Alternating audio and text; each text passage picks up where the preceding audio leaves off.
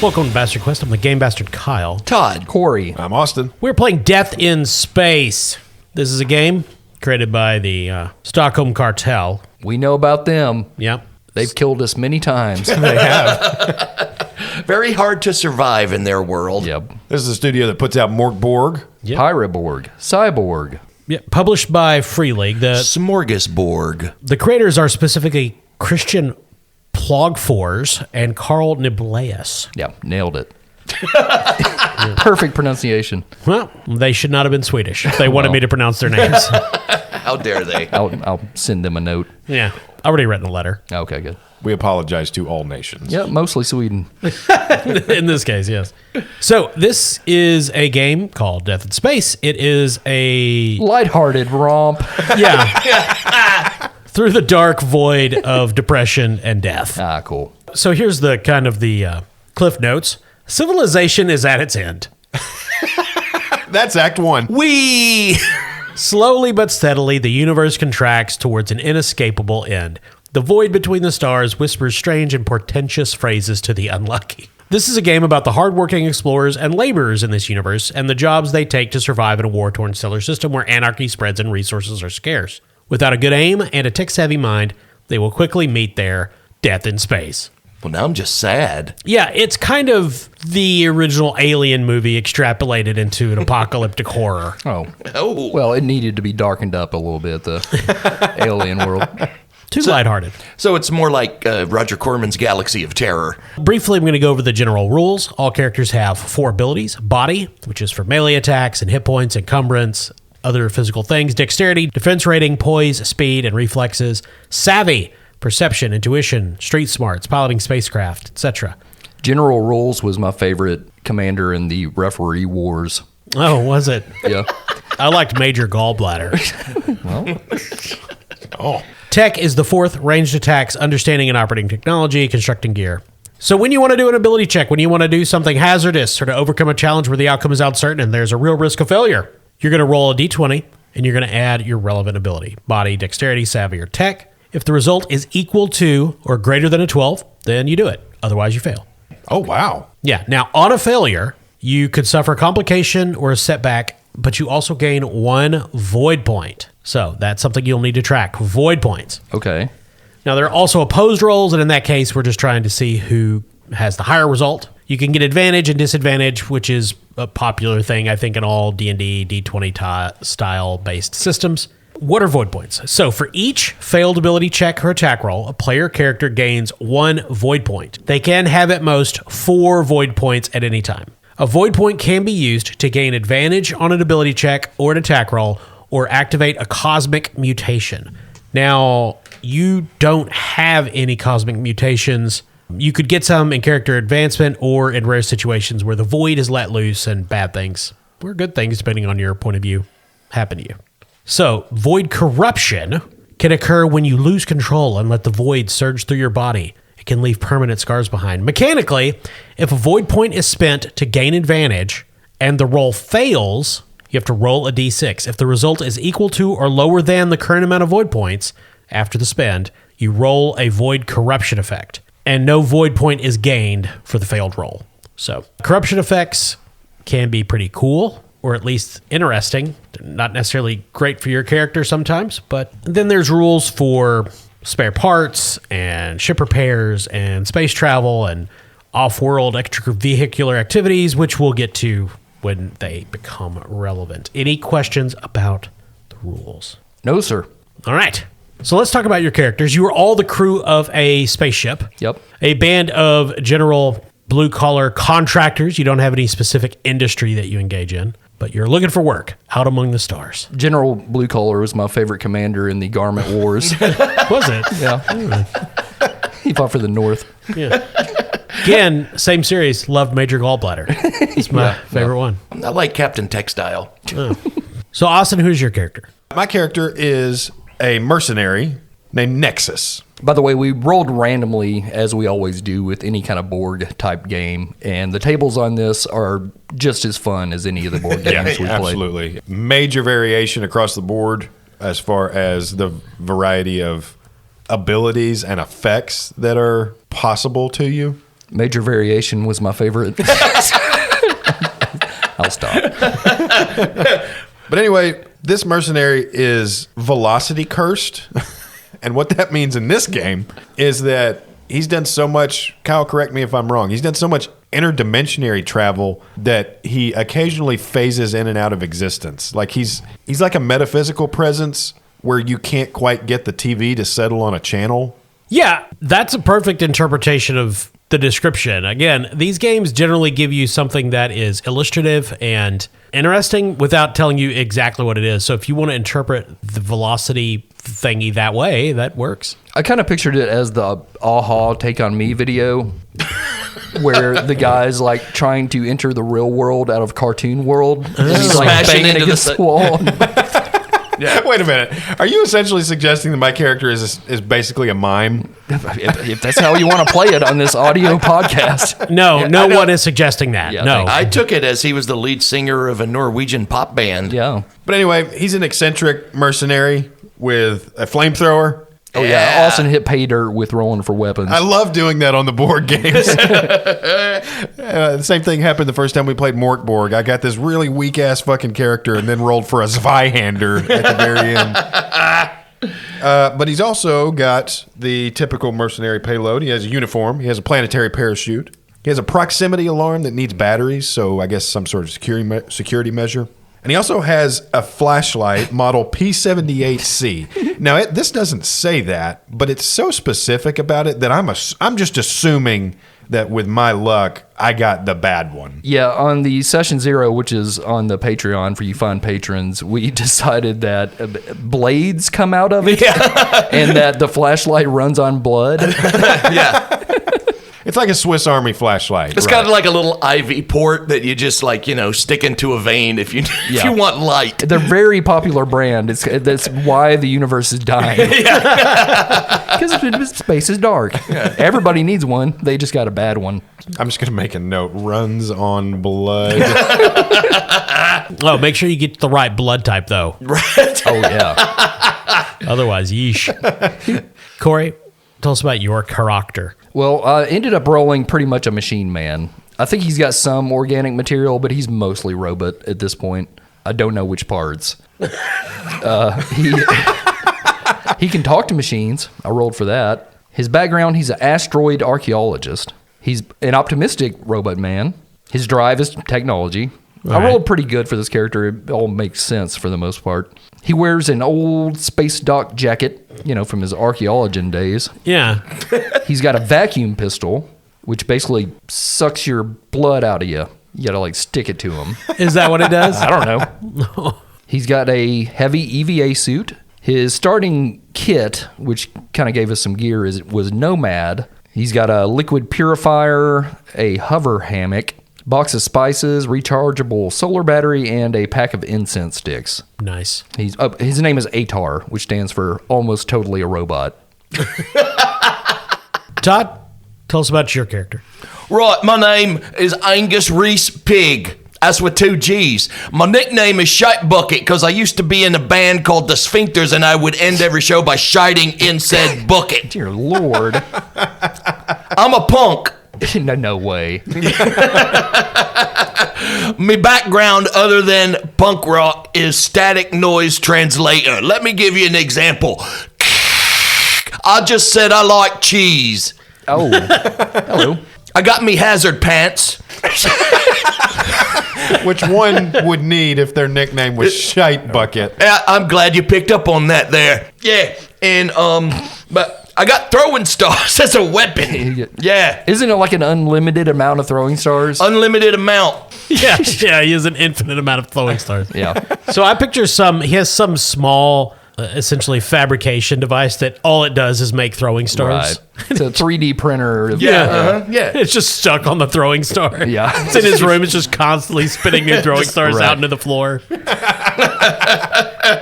All right, let's see. What else can I tell you about myself? I'm a big boy. I got a +3 on my body. And I got me an Explorer packet, which has some food rations for a week, a tent, an EVA suit, and I got 5 military-grade light sticks, which is important in space because everything is dark like my music. Okay. We all have traits and drives. My trait is I'm very honest. Up front, tell you exactly what I think there, Governor. And me drive is heritage. I'm trying to keep alive the punk spirit of 78 in Britain. It all went to shite when the Clash signed with Columbia Records. Fuck them. Oi. So yeah, that's my character. So let's talk about your ship. You guys got a spacecraft. Yeah, which you can get different kinds. It's called a hub in this game. You can get like a space station, a spacecraft. There's a bunch of different things. We're essentially a mobile unit of contractors that are always on the look for more work. Yep. And we drive around a space hauler known as the Hey Lady. Yes. Its former owner was a moon outlaw. Yes. which we have decided meant that he liked to moon people. Yes. Hence the name Hey Lady. Yep. And that was his favorite phrase. The man, of course, being Johnny Flash, the infinite sex offender who got away with it for years until that fateful day he decided to flash a school bus. And they came after him hard after that. So we drive around in a sex offender's van, pretty much. God, that reminds me of high school. It was a long chase, and it would have gone on longer had his flashlight not just spontaneously burst open and dealt massive damage to him bodily.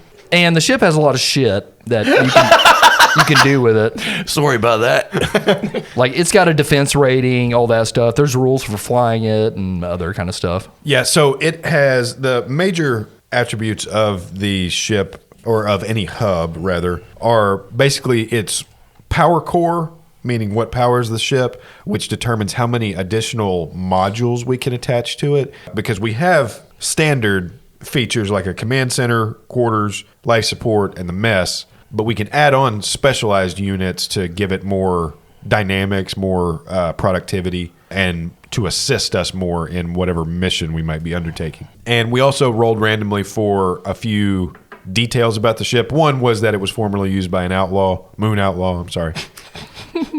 The other one was its quirk, which for our ship is that shutdown is instant, but it takes 2 hours to reboot the system. All right, so here are the principles of the setting. First, nothing is new. The world is old, rebuilt over and over. Function rules over fashion. Wires stick out. Protective casings are long gone. Spacecraft are fragile. Even tiny debris can rip through unprotected modules. I've never heard a better descriptor for an entire world building visualization than wires stick out. Yeah. That's honestly, the more you think about it, the more that just paints a culture. It just constantly ow, that wire stuck me.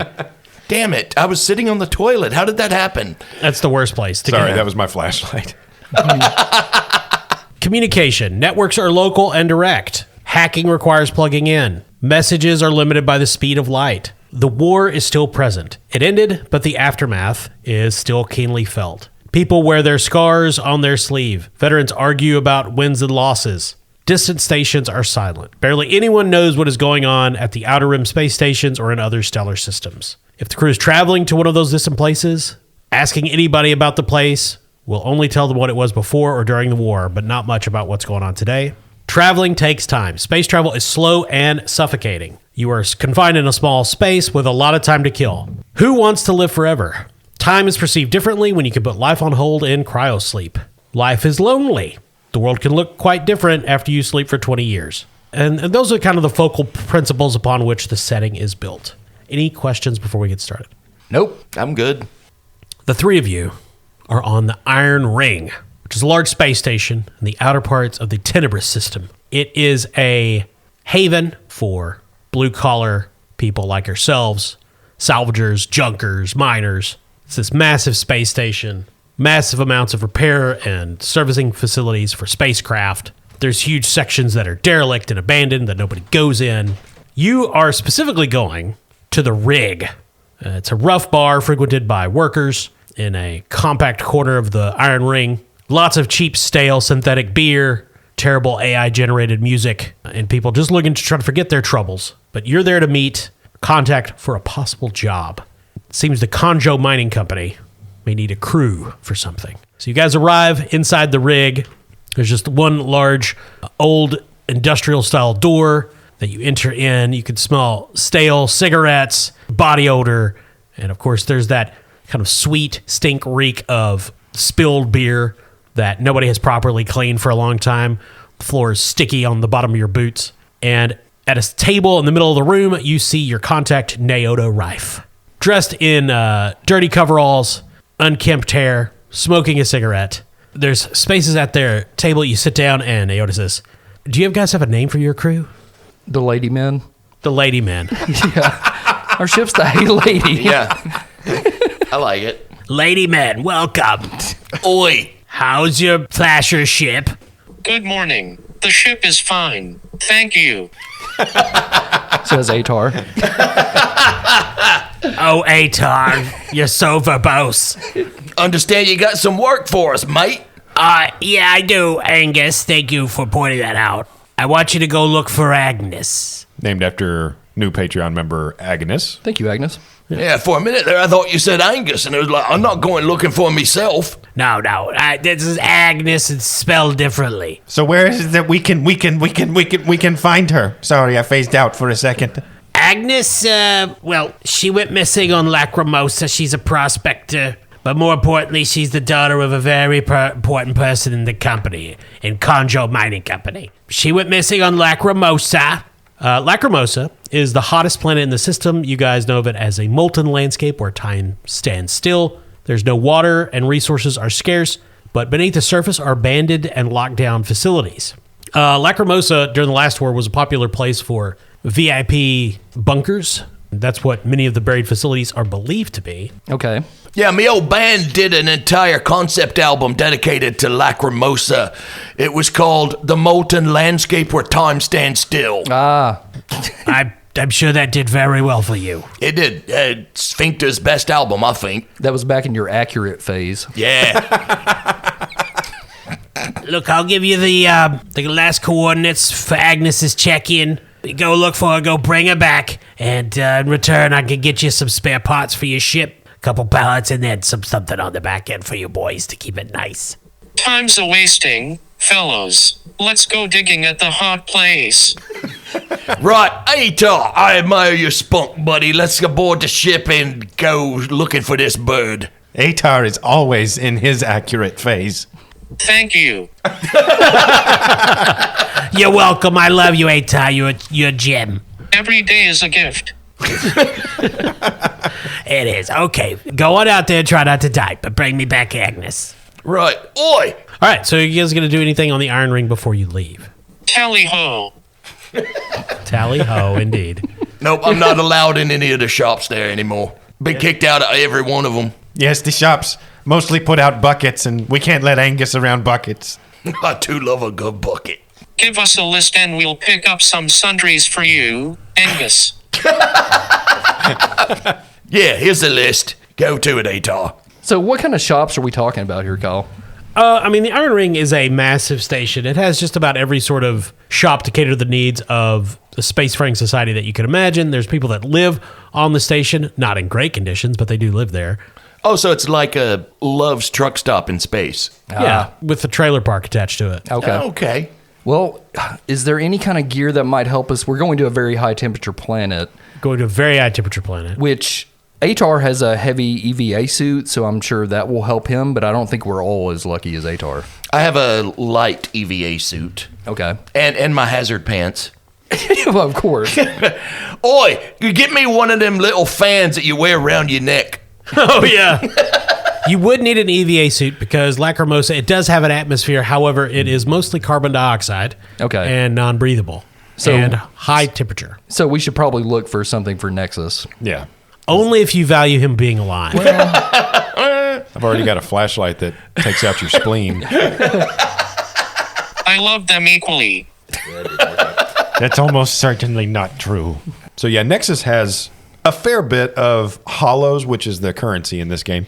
Yeah, I'm going to be wanting to look for an EVA suit as well as maybe some batteries for my proximity alarm. I love Nexus. His flashing makes me feel joy. I hear that all the time. That's what I love about old Atar. He's a sentimental fucker. Quite affectionate for a robot.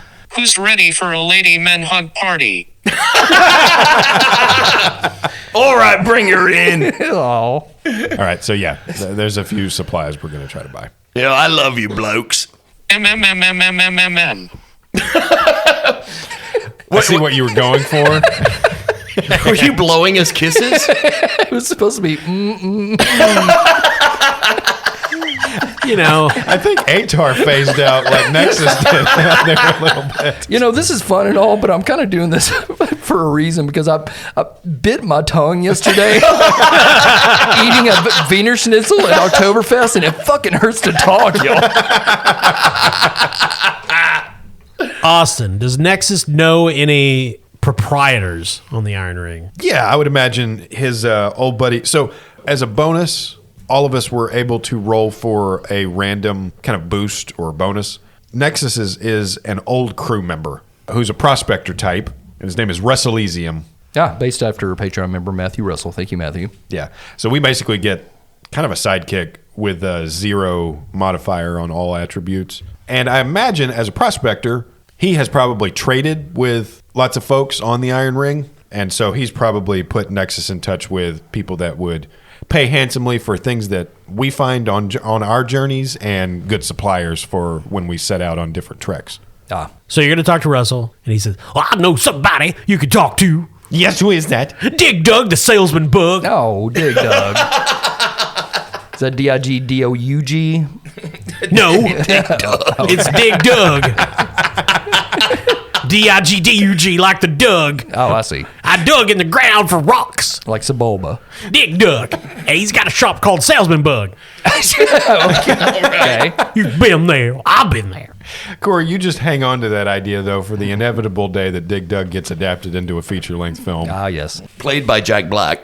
Oh, God. So he gives you directions to Dig Dug, the Salesman Bug's shop. I don't have many senses left, but my sense of smell is strong. I don't care for Russell.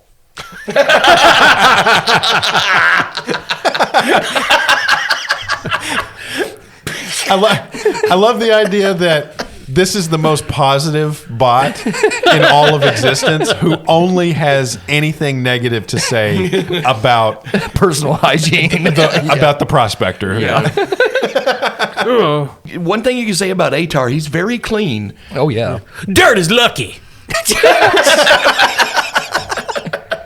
That's a whole other character right there. All right, so we go to the shop.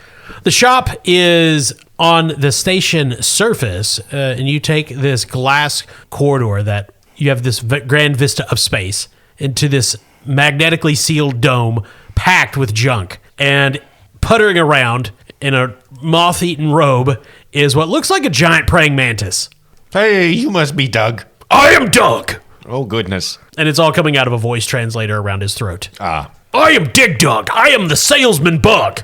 I am here to serve you and to service you with these many, many things that I have. And he waves one like taloned hand, gesturing towards all his accoutrements and goods. Greetings, Doug. You have a pleasant odor. Reminds me of springtime.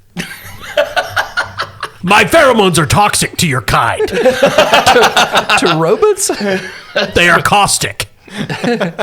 Yes, Doug, I am looking for an EVA suit for us to make a hazardous journey to a hot planet. Do you want one that functions? I would. That costs more.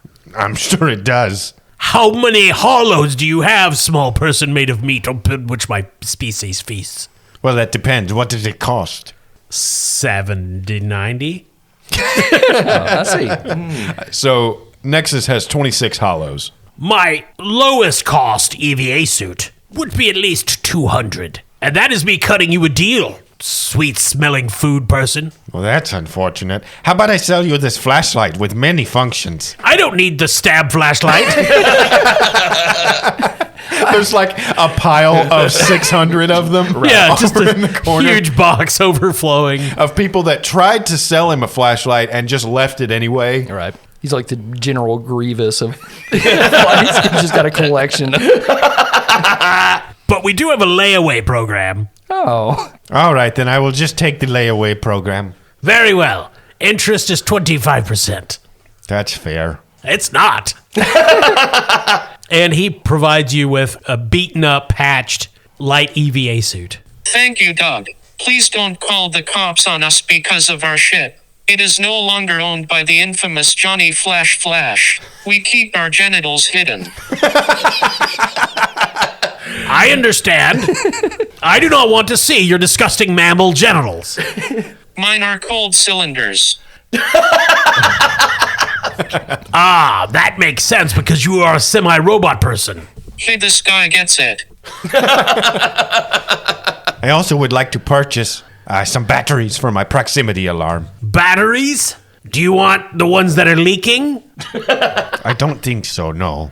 They're cheaper. A good battery is 50 credits, 50 hollows. Give me the leaky battery. The leaky ones are 10. You can borrow my solar batteries if you keep that stinky man away. I will do that as well. He gives you a sealed plastic bag with a battery in it. There's this gray ooze leaking out the side. I wouldn't let it touch your skin. All right, so we've got an EVA suit. I'm going to say this one's mostly clear so that it can show off Nexus's holographic suit. And if you want, Atar can use his liquid purifier to remove contaminants from that battery to make it a good battery. I see. Friendly. Interesting. If it purifies the fluids from the battery, it may just make it an ineffective battery. Yeah, it's just a cup of water after just a that. little metal thing full of water. I believe I tried this long ago in D&D Right. with some alcohol. Yeah, so if you want to buy anything else from Dig Duck, you can. Angus is back on the ship, by the way. He doesn't even bother. Gotcha. Yeah, I along think on we're these- done. I think we're ready to move on. Thank you for coming to Dig Dug, the Salesman Bug shop. Thank you for your leaky, hazardous batteries. You're welcome, strange, disconnected from reality person. Oi, did you get me a little fan? Oh shit, I knew we forgot something. I will blow on you. I can't, To be clear, it's a blow on you. that's why I love you, Atar. I can't stay mad at you. You're so fucking adorable. Fellows, know what time it is. It's Hug 30. Freeze frame on the hug, All right, It's Hug 30 somewhere. Bring her in. and then fade to traveling. So you guys are in your ship heading towards Lacrimosa. It's within the same star system as the Iron Ring, so you don't have to go between systems, which your ship being not FTL capable would take a very long time. You could always try to get a ride on a Bridger craft that's moving around the system that would potentially allow instantaneous travel. Otherwise, you're potentially looking at quite a long time. Weeks and months, not years or anything. Okay. Yeah, I think it might be smart if we try to hitch a ride. That way the ship is still kind of at full capacity whenever we get there in case we need to do any emergency maneuvering or anything. I don't want to be running on empty when we get to the hot death lava planet. Wait, I was kind of looking forward to like at least a good 5 episodes of us just cruising through space. Yeah, it'd be fun. Just hanging out. Well, I mean, you can always go into the cryopods on your ship and go to sleep for the journey. Nah, we played the One Ring. It's fine. Yeah. All right. So you guys dock with the bridging ship, and it's going to make the jump in system. Essentially, you're only going to have to wait for about 72 hours, which would be like way less time than your flight. I miss Doug. Oh, 72 hours, that's more than enough time to get that prospector of yours a fucking shower. Yes, I know. I've talked to him about that many times. Water's poison. I hope he dies. No hugs for that fucker. So this bridging ship is massive. It's this huge, kilometers long craft. Many different smaller ships are nestled to it, attached via umbilicals. The engines slowly rise in power until there's this steady whine that's reverberating. Even to your ship, the engines flash once, and then suddenly everything around you seems to dislocate and move, and you're somewhere else entirely. This is always Atar's favorite part. So you quickly get over the nausea, bridging incurs, check your sensors, and at this point, you're only a few hours from the surface of Lacrimosa. You can see the molten planet in the distance, a vast shape. filling your sphere of view. Of course, even larger than that, of course, is the nearby sun, Tenebris, this dark red giant at the heart of the star system. Hot potato. Right? Yes, it is. Now we need to figure out how we can land this ship. I love that Atar hot potato. You damn right, buddy. It is a hot potato. I played the hot potato club a few years ago. Got hit in the head with a spud. Congrats. Angus has had things thrown at him in every club from here to the far end of the system. Ah, yes. Right? So which of you is flying the ship? That depends. Are we going to have to roll something? Yup. Well, I mean, Atar has the talk to machine. He can plug himself into any computer or machine and speak to it. Sure. Which I remember when we were going through the attributes, I believe you said that Savvy was the one that is used for piloting a ship, or was it tech? Savvy's the piloting. Okay, Atar's going to take a break. He doesn't need to be flying right now. No. No, Savvy, no good. What's your Savvy, Austin? I don't have it. Well, Angus is a +2 in Savvy. Very fitting for a punk. All right. Roll a d20 to fly down to the surface. That's a 15 +2, a 17. You detach from the bridging ship, head through space at a reasonable speed, and your flasher ship towards the surface of Lacrimosa. The planet is a miasma of red and oranges. As you get closer into the incredibly high temperature atmosphere, there are no clouds, but there are dense pockets of various gases that you have to navigate through and around, some of them made of horribly toxic and caustic chemicals. As you hone in on the coordinates of Agnes Botti. Oh, so we've got her coordinates and everything? Yeah, her last known coordinates. Cool. You're flying over this molten sea, and you reach the shore of this black volcanic rock plain that stretches in the distance. There's towers of volcanic activity sticking out of them. And on one particularly jagged, essentially shore on the molten sea, you see a spacecraft on the ground near Agnes's coordinates. You're circling around it. It is a small scout craft. Your sensors immediately pick up it is not powered. Oi, compadres, I'm gonna put the ship down, put the old lady down right next to that scout ship, put on your EVAs, and we'll have a little look-see.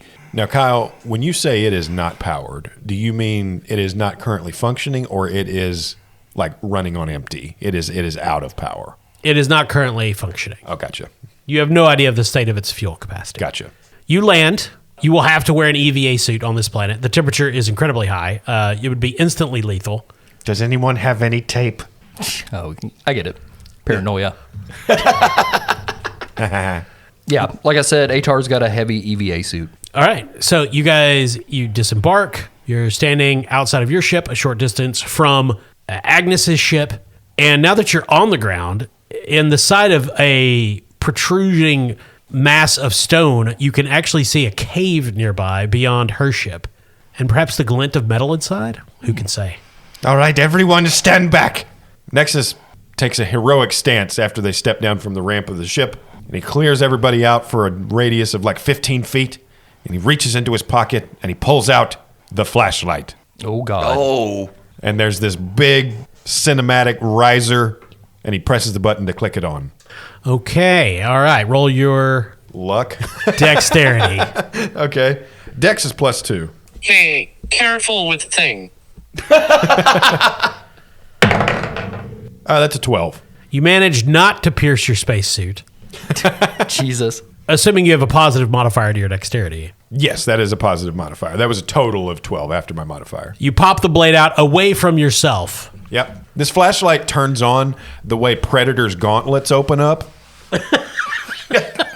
So the entire surface of this terrain that you're on is covered in a sand-like soot that stretches as far as you can see. Everywhere is covered in this stuff. And you sink down an inch or two with each step.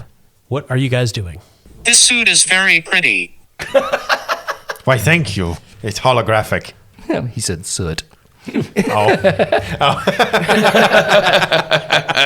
So I guess we're going to check out the cave. Okay. Okay, lady men, bring it in. Time for a pre-spelunking hug. That's how a porn starts. So the three of you enter the cave. After hugging. After hugging. En route, you see a set of footprints that seems to be leading from Agnes's ship into the cave. The footprints are very obvious in the soot. Jesus must be carrying her.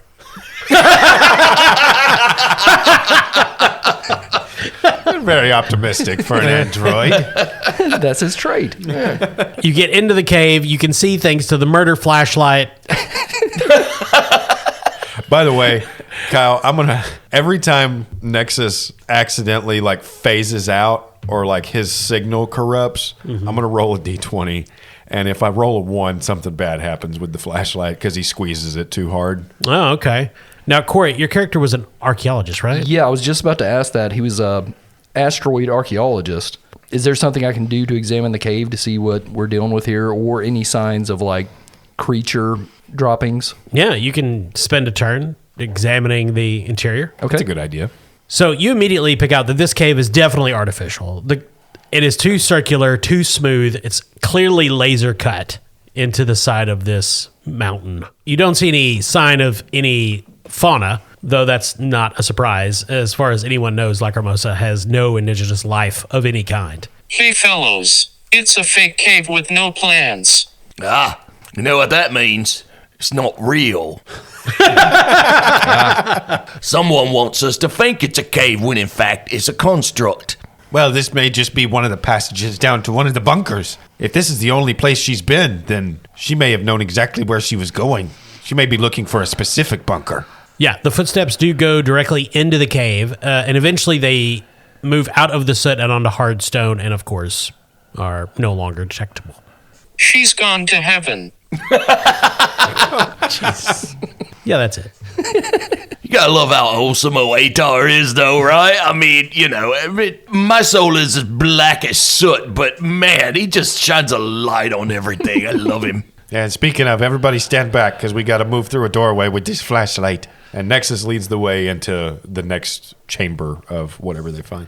All right, you guys enter the cave and begin following this course, which goes, as far as you can tell, straight as an arrow, and then at one point angles down sharply, 90 degrees. There's this smooth ramp going down into the depths. Oh, I've heard tell people worship these. And if you're going down, everybody needs to make a dexterity roll. All hail Ram. Atar has a +1 in dexterity. All right. Nexus has a +2. Angus has a +0. So D20, Yep. I got a 19. total of 7. 7. Nexus descends steadily. Atar and Angus slip, fall, and slide the long kilometer down to the bottom. Both of you need to roll a d6. We. I got a 5. I got a 6. That is the amount of damage you take. Fuck. God damn it. As you slam hard onto the cold stone at the bottom. Well, my max hit points is 8, so I'm down to 3. Nice. Minus 10, so I'm down to 4. You get up, and you are in a large chamber. Clear, again, laser cut. It is rectangular, extends forward, and about 50 meters ahead of you, there's a massive door, like something you'd see on a warship, and it says Heraklion in bright letters. There's clearly technological infrastructure here. There are 2 rows of lighting at the top. They're like these big cylindrical lights, and they're casting down these beams of red. The floor is not stone, it is metal. And there's all sorts of wiring coming out of the sides, running up the walls and back to the main door and into the interior of it. And all the air has kind of this almost static charge feel to it. And the energy sensors inside your suits are just going crazy. So can Atar use his talk to machine skill now? Yeah, how does that? Do you just talk to it? Do you have to find something to plug into? Yeah, you have to plug into it, I believe. That tumble was the worst one I've taken since I fell off the stage at Glastonbury. Someone threw a whole person at me. It was just Vern Troyer, so he's fine. That isn't quite the escalation we thought it was. So Atar looks around, and where the floor begins, where the middle floor meets the stone, the cut stone, you find essentially a machine interface port that you can plug into. Okay, I do that. Well, what do you say? Hello, friend. Blessings upon your loose wires. Who comes before me? Atar, a friend to machines. Atar, do you have the door access codes? Not on me. Then I would warn you against approaching the doors. I am Cooker. I am the destroyer of those who would approach Heraklion uninvited. Wow.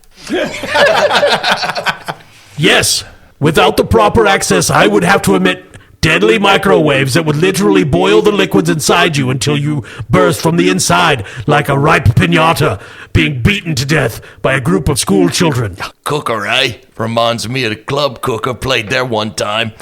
Got hit in the head with a grill. I do not want to destroy you, Atar. You seem kind, but I shall do so. Please don't. We mean you no harm. We only searched for a friend. Have you seen a woman come this way? I have. We have come to help her. She had the access codes. She talked very kindly to Cooker with the access codes, and I allowed her entryway without death. Can I borrow the codes? Yeah, is there anything I can roll here to... I'm not supposed to give out the codes. This is essentially like the most polite hacking. Yeah, can I roll like tech or something to see if I can find the codes inside the system since I'm plugged in? Yeah, I would say you could attempt to hack Cooker. Okay. I've got a +1 in tech, which is, I assume, what I'd be using here. Yeah. Okay. That's an 11. Oh, so close. I can feel you inside my root system. Ooh. You are rooting around. I don't like it. Just looking for your hug mainframe. Hug mainframe. Yeah, it's my new band. I'm going to target your companion to demonstrate my dislike. Nexus feels a microwave beam shift towards him. Heat intensifies, and you take 6 points of damage. Well, I'm dead. Oh, no. What? Nexus's internal organs burst, and he collapses in a heap. Oh, also, guys, remember, whenever you fail rolls, you get a void point. Oh, okay. So I've got a couple, I guess. I haven't failed yet. I've died. Well, is there anything we can do with void points to, like, help a friend or reduce damage? So, or? at 0 or less hit points, make a body check, Austin. Oh. Okay. That's a 12. You are stabilized but unconscious until you rest. Yeah. And he falls over and phases in and out of existence for a while. So, you are not dead, but you have massive internal damage. So, Corey, you can attempt to look for the codes again if you wish. Okay, Atar's going to try again to hack. This time he's going to use his incense sticks to try to distract Cooker. Ah, yes, that will definitely not help you. But Do you like pleasant smells? I do not smell. Nexus is going to die here shortly. There's no guarantee that it will target you. I rolled randomly, so Okay, I'm just going to roll again. So- All right, Atar, if this don't work, I'm throwing a star at this machine. You're always a star in my eyes, Angus. Okay, I'm going to try to hack again. all right. Once again, +1 to tech. That's a 20. Ooh, yeah. Who is the hack daddy? Yeah, you're able to find the most recent entry, which is presumably Agnes's. You copy the code out of that, retransmit it, and all the red lights go off, and there's this sound of hidden metal clanking into each other, and the door that says Heraklion opens, grinding slowly. There's a burst of compressed air that rushes out, and in the darkness, you see a corridor that begins to dimly illuminate. And I think we will end the session there. Okie dokie. Before we go, Angus turns to Atar and says, "Well done there, mate. That's me, Chromie." I love that you guys have just completely ignored Nexus, just on the ground, unconscious in his suit. Well, nobody's going to come near him with that fucking flashlight. Right? That's true. true. It's very dangerous. I like this game. It's fun. Yeah, Yeah, very I fun. like this. It's a cool little world. Yeah. Yeah, hope I get to play in it next time. Yeah. And there's little differences from the board games that I enjoy so far. Yeah, it's nifty. I suspect we'll play this at least once more. Well, I hope so. We didn't finish. Well, it could theoretically go longer than that, but I suspect you will either succeed or all die horribly the next session. So, Right. as you investigate this bunker buried beneath Lacrimosa. Yeah, Cool. So here's hoping we roll better next time. Yeah, and if we're going to roll better, it's going to be dice from NorseFoundry.com. Hey. Get on your mobile device or your laptop or whatever it is you use to connect to the internet. Visit NorseFoundry.com. You'll find all manner of dice made of all manner of materials, colors. They're beautiful little works of dice art. And when you make your purchase and you're checking out, be sure to enter promo code CHAM. That's CHAM, CHAM, and you'll receive the 10% Bastard Quest discount at NorseFoundry.com. Check out their model P78C dice. Oh, They'll fucking kill you. Yep, they got knives. they're under investigation right now. It's just a box of D4s. Yeah. That's all it is. D4s. Also, we'd like to thank our sponsor, Barrel and Bond, 100 Broadway Street in beautiful downtown Paducah, right there on the banks of the Ohio River. Get in that bathroom and plug into that urinal. There you go. It just screams. It's wicked. It's a wicked pisser. They've got a nice urinal. It's like you insert your thing in there, and it's got a blocker for so your pee don't get on your shoes. That's a glory hole. I started. Wonder what that feeling was. Stinky Pete does it all. And as always, thanks to all of you who listen to this shit. Why? Yeah, why do you do this? Thanks for leaving us reviews. Thanks for engaging with us on social media. And of course, thanks to all of our patrons who give us money to get games like this and who suggest games like this for us to play. We love you. We love talking to you. We love hearing from you. This was definitely suggested on the Discord. Yep. We'll see you next time. Thank you, I'm Con. Todd. I'm Corey. And I'm Austin.